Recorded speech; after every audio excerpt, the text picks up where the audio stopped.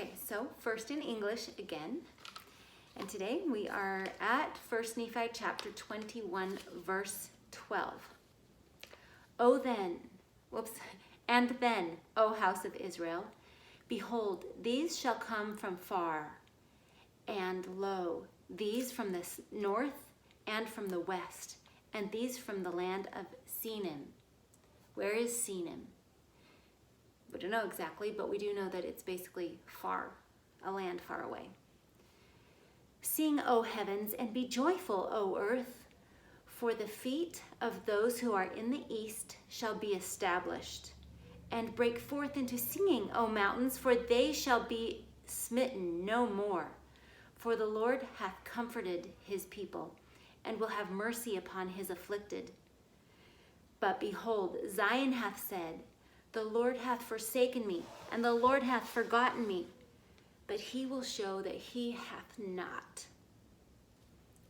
For can a woman forget her sucking child, that she should not have compassion on the son of her womb? Yea, they may forget. Hard to believe, but actually he's telling us they may.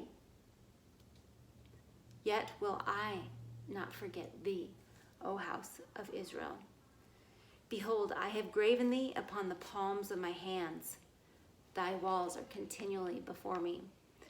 It is really quite a thing that the Lord chose to compare how much we are a part of his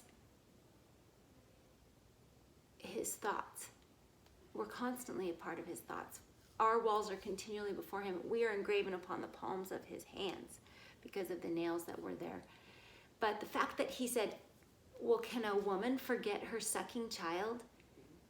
When you're nursing a baby, I don't know if you've had, Mom, I know you have had us, but as a mother that nursed her children, when you're nursing a baby, your body is constantly making milk for your baby. And so you nurse your baby, and then we go back to doing normal things, and your body's actually making more milk, and pretty soon you're full of milk. And you're like, whoa, it's time for the baby to come drink some milk. And you cannot just forget the baby. You've got milk and you can feel it in your breasts. And if you hear a baby cry, even if it's not your own baby, sometimes maybe your baby's asleep and you're somewhere and you hear another baby cry. If you're full of milk, your body's telling you, hey, I got milk right here. And so you cannot just forget. And it is quite a process actually to go from feeding a baby to not feeding a baby, because your body is like, okay, I got milk. I'm making milk for the baby because the baby needs it. Can a nursing mother forget her sucking child? That she would not even have compassion on him? Oh, it's pretty much all you can think about. It's a constant. It's a constant in your mind when you have a baby that you're nursing and taking care of. And if something happens and like the baby has a hard time drinking, like let's say they get a cold, they can't breathe through their nose very well, and so they'll drink, and then they have to turn away and take a breath, and then they go back to drinking. Oh, it's so sad. Or let's say that something else happens with the baby. You have so much love in your heart. Can a woman forget her sucking child and not have compassion? It's like hard to even believe that you could. He said, even that type of a person may, but I won't. That's what Jesus is telling us. I will not forget thee, O house of Israel. Now in the verse before that, we read that Zion would say, the Lord has forsaken me. Why do you think that the Lord's people, Zion, would say such a thing? I personally think it's because of that mountain we talked about. We talked about that mountain's up there, and we have to climb up the mountain.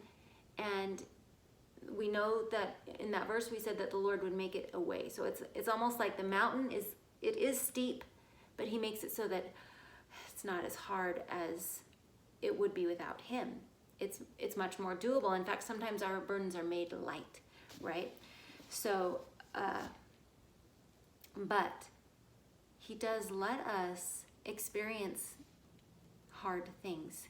He does let us have hard, sore trials, and this so that we can be purified, so that we can become more like him, because, like we read, in the furnace of affliction is where we are placed if we're here on earth, and especially if he loves us, because that is where we can really learn and grow and become more like him, become more righteous, become more pure. And so, yeah, okay, let's go back to it. This is kind of long. I'm going to stop and start again.